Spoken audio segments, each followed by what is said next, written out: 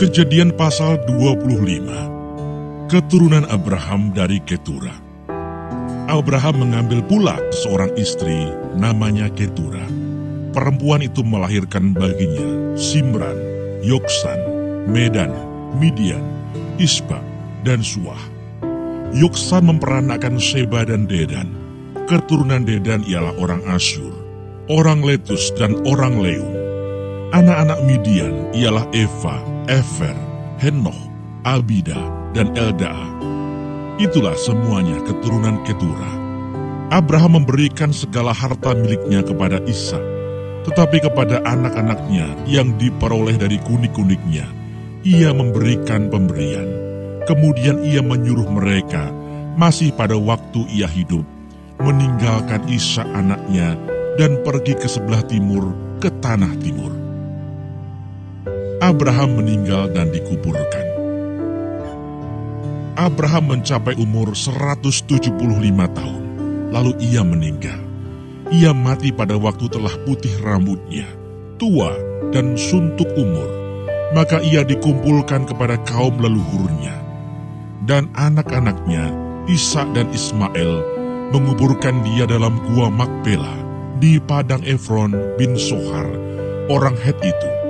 Padang yang letaknya di sebelah timur Mamre, yang telah dibeli Abraham dari Bani Het.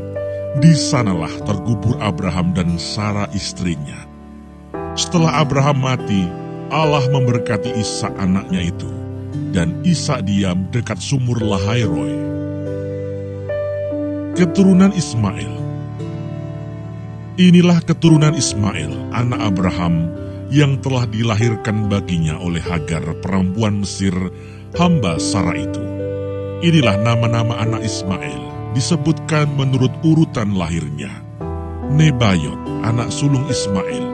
Selanjutnya Kedar, Adbel, Mibsam, Misima, Duma, Masa, Hadad, Tema, Yetur, Nafis, dan Kepma. Itulah anak-anak Ismail, dan itulah nama-nama mereka, menurut kampung mereka, dan menurut perkemahan mereka, 12 orang raja, masing-masing dengan sukunya. Umur Ismail ialah 137 tahun. Sesudah itu ia meninggal, ia mati dan dikumpulkan kepada kaum leluhurnya.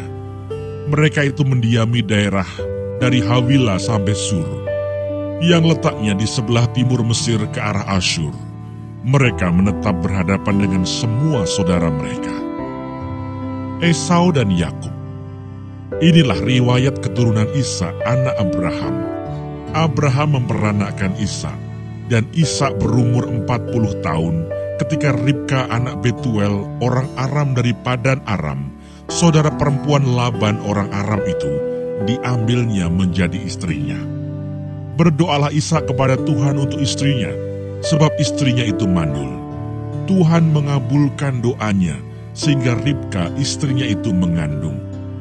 Tetapi anak-anaknya bertolak-tolakan di dalam rahimnya, dan ia berkata, "Jika demikian halnya, mengapa aku hidup?" Dan ia pergi meminta petunjuk kepada Tuhan.